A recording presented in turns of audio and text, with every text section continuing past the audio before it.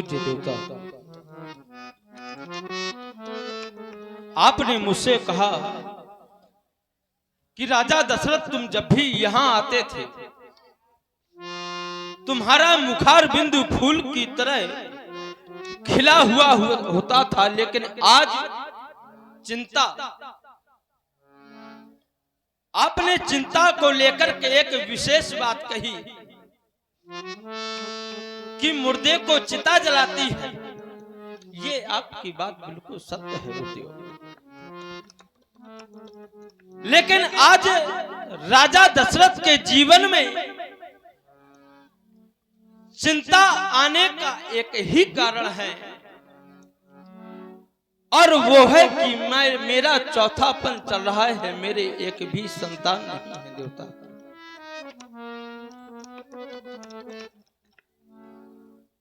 मैंने अपने जीवन काल में सब कुछ प्राप्त कर लिया, लेकिन आज चौथापन है, लेकिन मेरे राज्य महलों में एक भी बालक की किलकारी नहीं गूंजी।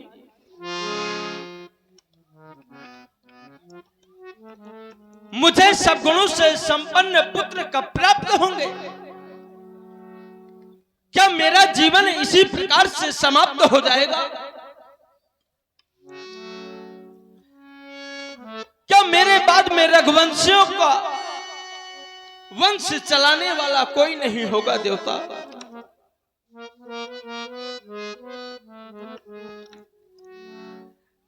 मेरी इस प्यारी प्रजा ये मुझे अपने प्राणों से ज्यादा प्रिय है, और यह प्रजा भी मुझे अपने पिता की भांति मानती है,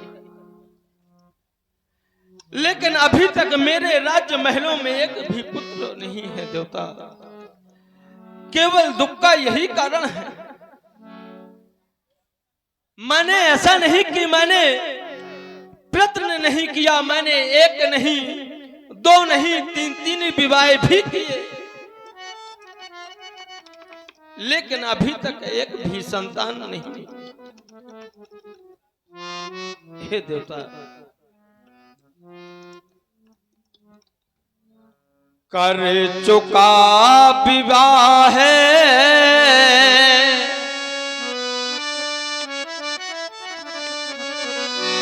तीन फिर भी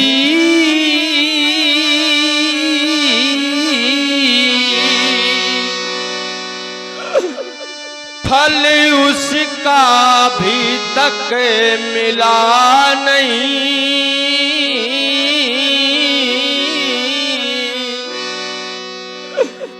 है चौथापन आने वाला,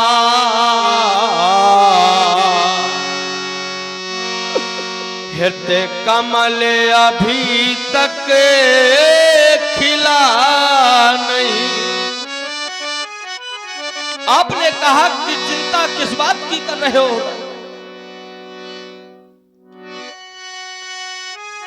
क्योंकि पुत्र का होना अति आवश्यक है, क्योंकि पुत्र ही तो है जो अग्निदान करता है, पिंडदान करता है। अगर पुत्र ही नहीं होंगे तो ये सब कौन करे? क्या जाने कैसा है भविष्य,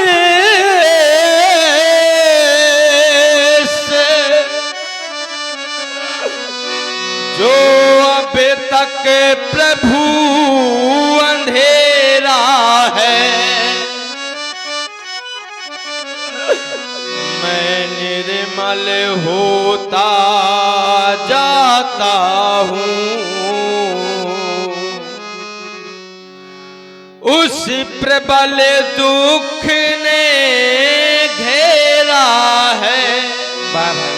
बहुत सुंदर अमृतमयी वाणी सुन रहे हैं महाराज श्री दशरथ जी की। उनके मन में एक अभिलाष है जो गुरुदेव भगवान के सन्मुख भाव पूर्वक प्रकट कर रहे हैं। इसी पर प्रभावित हुए हमारे भाई शैलेंद्र सिंह जी, जो आप चतेला से हैं, आपके द्वारा 101 मुद्राएं इसी सुंदर अभिनय पर, और हमारे सौरभ ठेकेदार जी, उनके द्वारा भी 100 मुद्राएं प्रदान किए गए हैं लोतड़ से। बहुत बहुत धन्यवाद, बहुत बहुत साधुवाद। हे देवता, मैं आपसे ज्यादा कुछ मांगने नहीं आया, क्योंकि मैं आपके पास में जब भी आता हूं और मैंने आपसे जो जो मांगा आपने मुझे सब कुछ दिया। पर देवता, ऐसा तरुबर क्या तरुबर है,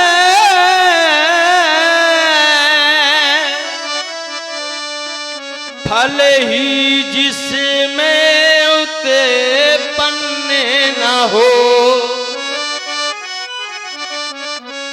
वो जलधर भी क्या जलधर है,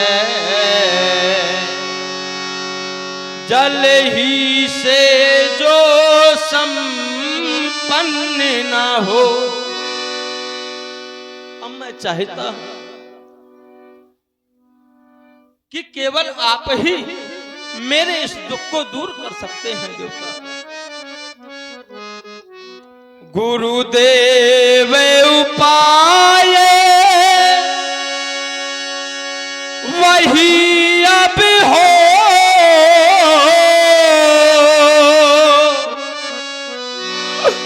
ये चित्त प्रफुल्लित हो जाए,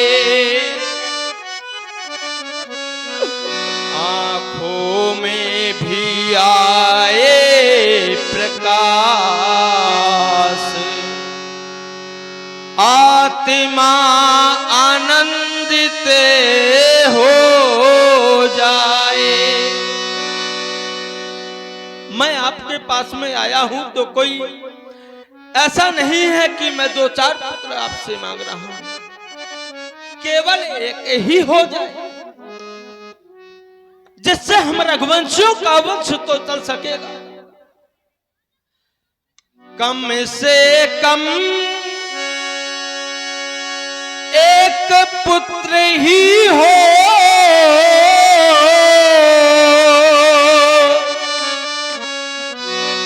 जिससे रघुवंश से बढ़े अपना,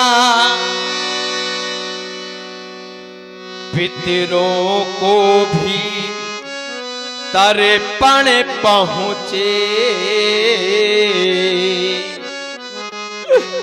आगे को नाम चले अपना। केवल मेरी एक ही अभिलाषा, क्योंकि कहा भी गया है देवता, बिना पुत्र नहीं नर गति पावे,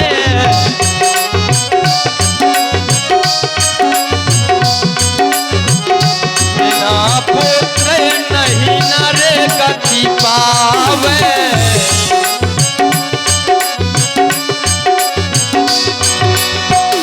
बिना पुत्र नहीं नर गति पावे, बिना पुत्र नहीं नर गति पावे, वेद पुराण सहसे अति गावे, वेद पुराण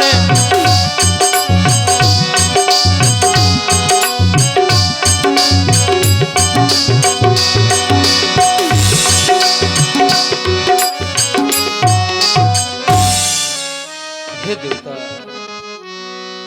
मैं आपके पास में केवल यही अभिलाषा लेकर के आया था।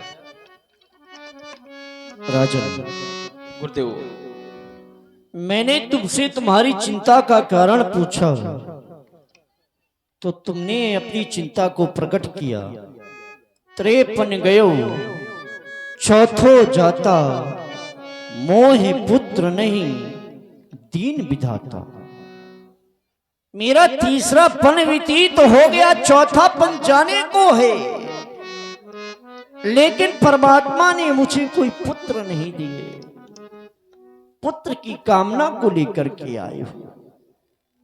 तुम्हारी वाणी को मैंने बहुत ही ध्यान पूर्वक सुना। मैंने सुना तुम्हारे द्वारा कहा गया, अब तरवर भी क्या तरवर है जिसमें एक भी फल ना हो। अब वृक्ष शोभामान नहीं हो सकता है जिस वृक्ष में फल ना हो। विचार करिए आप सभी लोग। राजा दशरथ तुम ज्ञानी हो, धर्म धुरंधर गुण निधि ज्ञानी, साधारण ज्ञानी नहीं हो। यहां पर उपस्थित सभी लोग ज्ञानी हैं। फलदार वृक्ष है,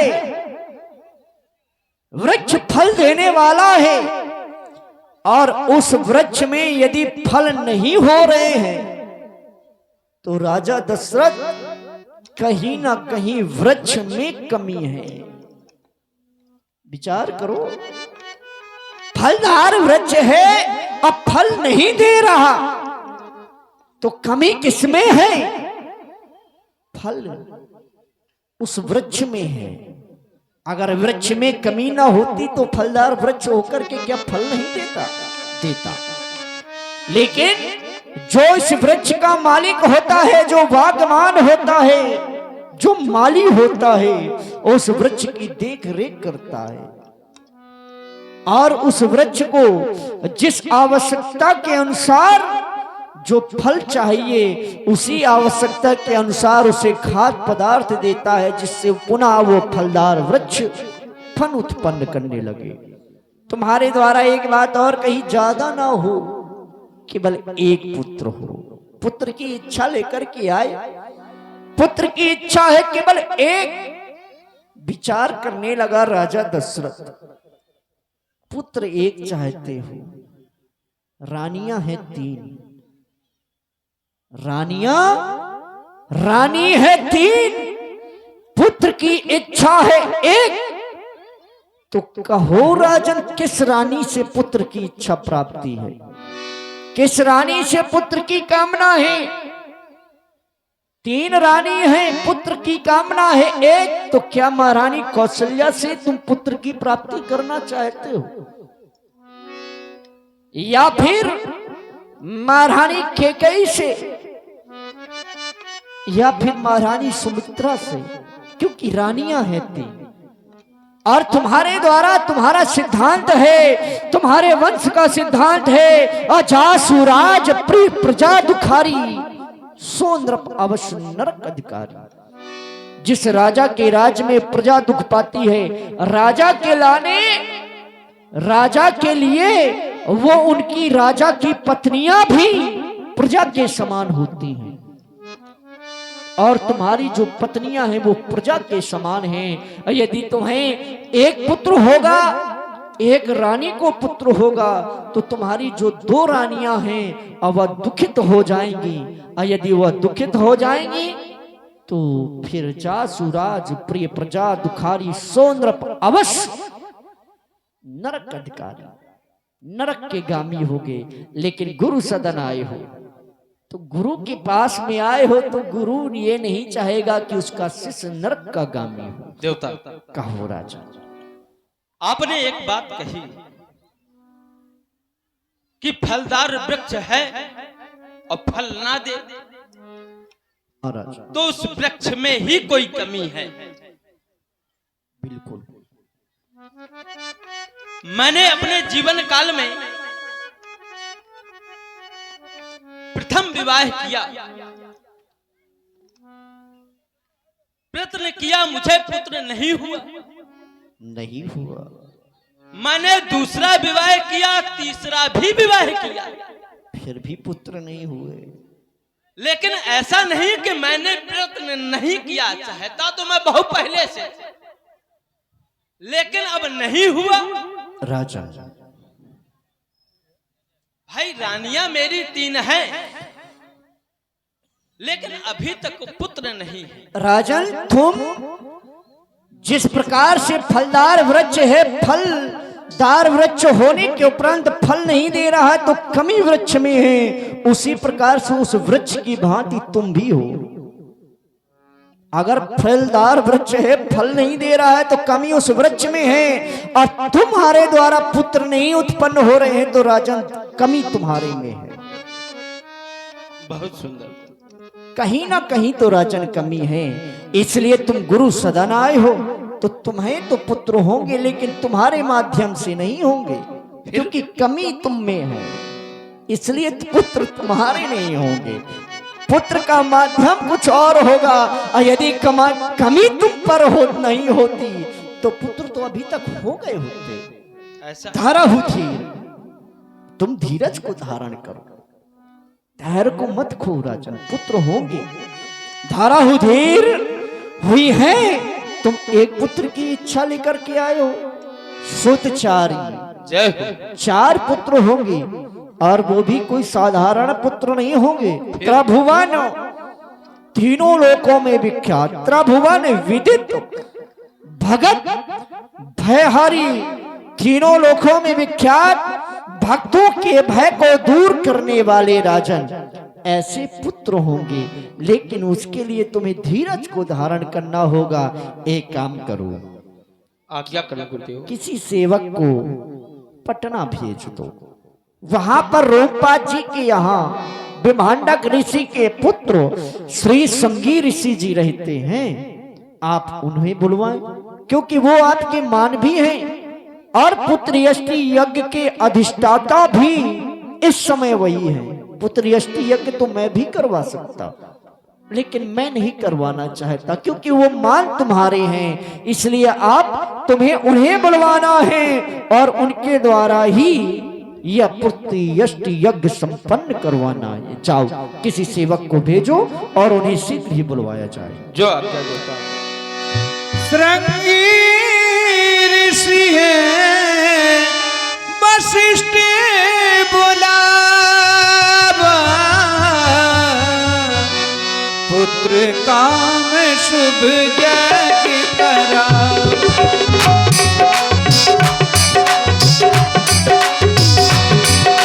श्रृंगी ऋषि वशिष्ठ बुलावा, पुत्र काम शुभ यज्ञ करावा।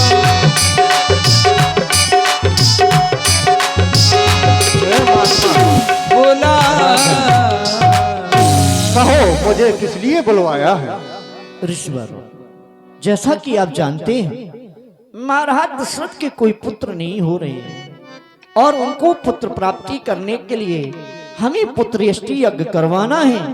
जो इस समय पुत्र यष्टि यज्ञ के अधिष्ठाता आप हैं, ये कार्य आपको सौंप दिया गया है, इसलिए हाँ, आप भी तो यह यज्ञ करवा सकते हैं। अवश्य ही हमने करवाए भी हैं। हाँ। अरे हमने तो ऐसे ऐसे यज्ञ करवाए हैं कि हमारे द्वारा पुत्र यष्टि यज्ञ करवाने से नारियों को नहीं, नारियों को पुत्र ही नहीं अपितु पुरुषों के माध्यम से भी पुत्र की प्राप्ति हुई है।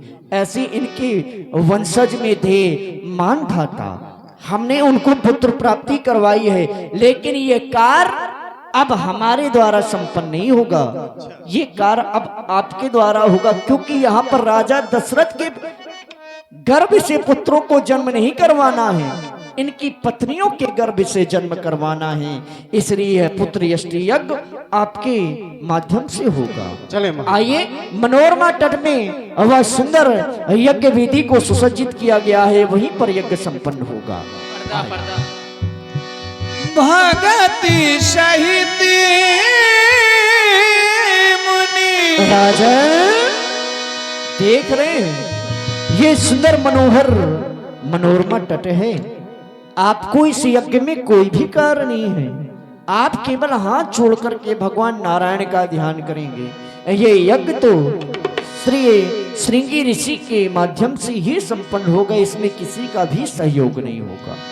ओम भगति सहित ओम स्वागत सवितुर्वरेण्यं भर्गो देवस्य धीमहि धियो यो नः प्रचोदयात् स्वाहा। ओम रविदेवाय नमः स्वाहा। ओम चंद्राय नमः स्वाहा। ओम गजाननं भूतगणाधिसेवितं सेवितं कमित्तजम्बू फलचार भक्षणं उमासुतं शोक विनाशकारकं नमामि विघ्नेश्वरपादां स्वाहा। ओम श्री अग्निदेवाय नमः स्वाहा। महात्मन, हमने सभी देवी देवताओं की आहुति दी, यहाँ तक कि हमने स्वयं अग्निदेव भगवान के नाम की भी आहुति दी, लेकिन अभी तक अग्निदेव प्रकट नहीं हुए। कारण कारण यह है, हाँ हाँ जो इनके कुल देवता है श्री रंगनाथ जी, अभी तक उनकी आहुति नहीं दी, उनकी आहुति दी जाए। अवश्य ही सत्य कह रहे हैं। ओम श्री रंगनाथाय नमः स्वाहा। भगत सहति मुनि आहुति ओम दीने, श्री प्रगटे रंगनाथाय अग्नि नमः स्वाहा। जय हो जय हो जय हो। एक बार सभी लोग बड़े प्रेम के साथ में जयकारा लगाएं। बोलिए श्री अग्निदेव भगवान की जय हो। जय हो। और अमन जी जो कदौरा से हैं, आपके द्वारा भी 21 मुद्राएं प्रदान किए गए हैं। बहुत बहुत धन्यवाद, साधुवाद।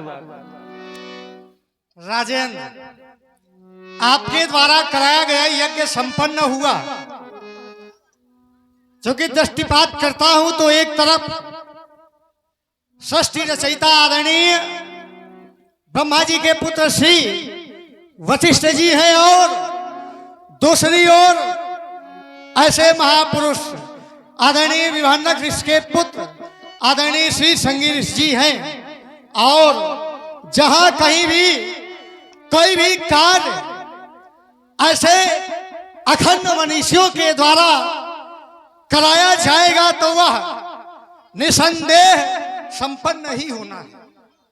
हे राजा, आपके इस यज्ञ में अथर्ववेद के मंत्रों की आहुतियां बड़े ही भक्तिभाव के साथ दी गई और आपका यज्ञ भी संपन्न हुआ है। राजा दशरथ सुनो, वचन मेरा भरपूर, जो वशिष्ठ जी ने कहा होगा वही जरूर। श्री वशिष्ठ जी ने जो भी कहा है वह सारे वचन सत्य होंगे। आज से आपके अयोध्या में बधाइयां बजेंगी और सहनाइयां बजेंगी। राजन, पाओगे पाओगे पाओगे पाओगे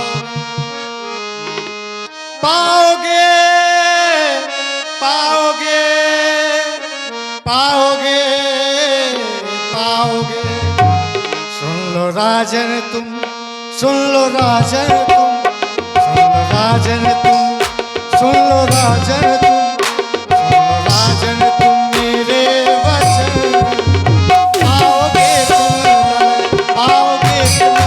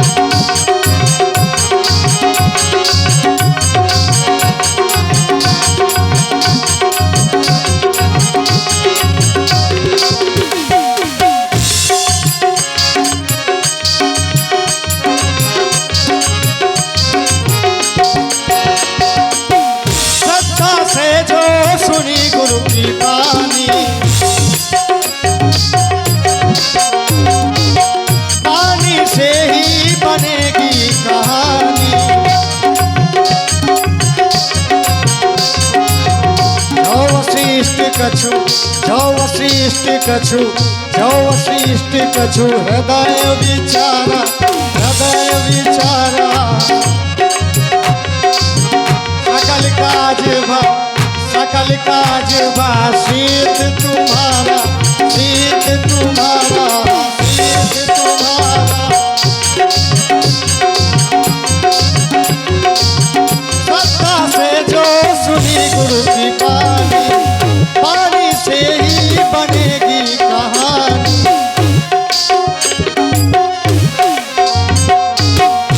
आपको 4 पुत्रों की प्राप्ति होगी राजन, और उनका प्रभाव कैसा होगा। उनसे कांपेगा, उनसे कांपेगा, उनसे कांपेगा धरती का घर। पाओगे तुम, पाओगे तुम।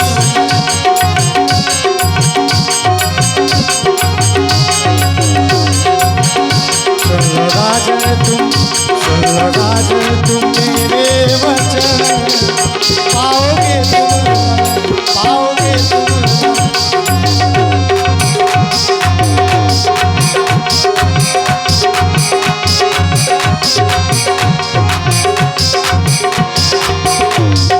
पाओगे, पाओगे, पाओगे, पाओगे, पाओगे, पाओगे, पाओगे, पाओगे। सुनो राजन तुम, सुनो राजन तुम, सुनो राजन तुम मेरे वचन। पाओगे तुम, पाओगे तुम, पाओगे तुम।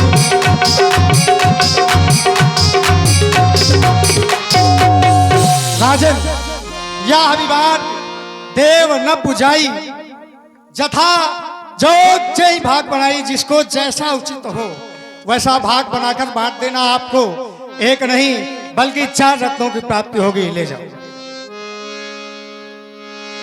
तब अदृश्य भय पावक सकल सबहि समझाए।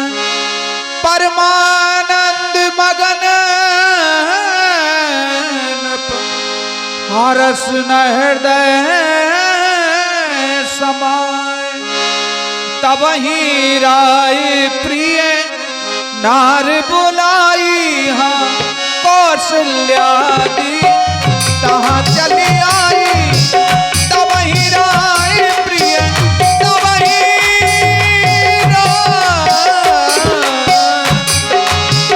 तब ही राय प्रिय नार बुलाई। हाँ कौशल्यादि तहाँ चली आई। आयुष्मान भव, प्राणनाथ, पुत्रवती भव। आज मैं क्या देख रही हूँ? आज मैं क्या देख रही हूँ मेरे नाथ? जो आज देख रही हूँ मैंने आज तक कभी देखा नहीं। इतनी प्रसन्नता, इतनी खुशी मैंने आज तक तुम्हारी इस मुखारबंद पर नहीं देखी। लेकिन आज मैं क्या देख रही हूँ नाथ? आज बहुत प्रसन्न है। प्रसन्नता का कारण क्या है? अवगत कराए नाथ। महारानी कौशल्या, जब हम तुमको ये बताएंगे कि प्रसन्न हम क्यों हैं, तो हमको जितनी खुशी है उससे दुगनी खुशी तुमको होगी। क्यों? ऐसी कौन सी बात है नाथ? हम पुत्रों की अभिलाषा लेकर के अपने गुरुदेव भगवान के आश्रम गए थे। अच्छा, हमने अपने गुरुदेव भगवान से अपनी पूरी बात बतलाई और उनसे एक पुत्र की इच्छा की। लेकिन गुरुदेव भगवान ने एक पुत्र न देकर हमें 4 पुत्रों का वरदान दिया। 4 पुत्रों का वरदान दिया है हाँ, नाथ। हाँ। वो कैसे? उन्होंने कहा, धरहु धीर हुई हैं सुतचारी, त्रिभुवन विदित भगत भयहारी। और जो हमारे पुत्र होंगे वो कोई साधारण नहीं, तीनों लोकों को भय को नाश करने वाले हो। फिर उनके द्वारा महात्मन श्रृंगी ऋषि जी को बुलवाया और मनोरमा तट में पुत्रेष्ठी यज्ञ करवाया गया। उस पुत्रेष्ठी यज्ञ की पूर्ण आहुतियां होते ही अग्नि देवता प्रकट हुए और उन्होंने मुझे यह प्रसाद दिया और कहा, राजन, अपनी तीनों रानियों में इसे बांट देना। मैं वही प्रसाद लेकर के तुम्हारे पास में आया हूं, तुम इसे स्वीकार करो।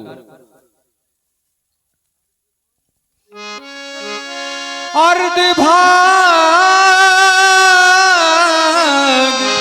कौशल्य ही दीना, उभय भाग आधे कर कीना। महारानी एक आश्चर्य हो गया। क्या हो गया नाथ? मेरे पास में जो प्रसाद था मैंने उसके 2 भाग किए, एक भाग मैंने तुमको दिया और जो शेष आधा भाग था उसके मैंने 2 भाग किए। एक भाग मैंने महारानी कैकेयी को दिया, लेकिन देख क्या रहा कि जो शेष भाग था उसके अपने आप ही 2 भाग। मैं भी देख रही हूँ नाथ। अब महारानी बची है 1 और भाग हो गए हैं 2। तो मैं चाहता हूं कि अब इसको, मेरे नाथ, हम रानियां हैं 3, भाग हो गए 4। भाग 4 हो। जो मुझे मेरा भाग था मुझे प्राप्त हो गया। बिल्कुल। जो मेरी बहन कैकेयी को प्राप्त होना था वो उन्हें प्राप्त हो गया। एक भाग मेरी बहन सुमित्रा को प्राप्त हो जाएगा, लेकिन जो ये शेष भाग है इसे आप ग्रहण कर लीजिए। अरे कैसी बातें कर रही हो? क्यों? भाई अग्निदेव के द्वारा ये कहा गया कि अपनी 3 रानियों में विधि पूर्वक बांट देना। मैंने 1 भाग तुमको दिया, दूसरा महारानी कैकेयी को दिया, लेकिन 2 भाग हैं तो महारानी कह रही हैं कि आप ले ले हुए। मतलब कि प्रकृति के नियम को आप बदलना चाहती। भाई जो हो गया वो विषय अलग था, अब भी हो जाने दीजिए। लेकिन अभी ऐसा नहीं हो सकता। क्यों? क्योंकि जो गुरुदेव ने कहा है वही होगा। तो हम चाहते हैं कि ये दोनों भाग मैं तुम दोनों को सौंप रहा हूं, तुम महारानी सुमित्रा को अपने हिसाब से। कौशल्या के की हाथ धरी, दीन सुमित्रा ही मन प्रसन्न कर। हाँ बहन, ये जो प्रसाद मिला है हाँ हमें और तुम्हें, लेकिन हमारा ये दायित्व नहीं बनता कि हम और तुम दोनों ग्रहण कर लें। सही कह क्योंकि मुझे मेरा भाग पहले प्राप्त हो गया था, तुम्हारा भाग तुम्हें प्राप्त हो गया था, लेकिन ये जो शेष भाग है हाँ ये छोटी बहन सुमित्रा के लिए है। क्योंकि भले ही मैं एक पुत्र की माँ बनूं, एक पुत्र की माँ तुम बनो, बिल्कुल लेकिन बहन सुमित्रा 2 पुत्रों की माँ बनेगी। सही। लेकिन बहन हाँ जो प्रसाद मिला है इसे ग्रहण करो। हाँ। क्योंकि प्रसाद को रखने से प्रसाद का महत्व कम जाता है। यही विधि गर्भ सहित सब नारी, भई हृदय हर्षित सुख भारी। बहन हाँ कैसा लग रहा है? अभी तो कुछ नहीं, बाद में बताऊंगी कैसा लग लेकिन रहा कैसा सगुन सुना है। जा दिन ते हरि गर्भहिया, सकल लोक सुख संपत्ति छाए। बहन है। हाँ आज बहुत अच्छे अच्छे सगुन हो रहे हैं। कैसे?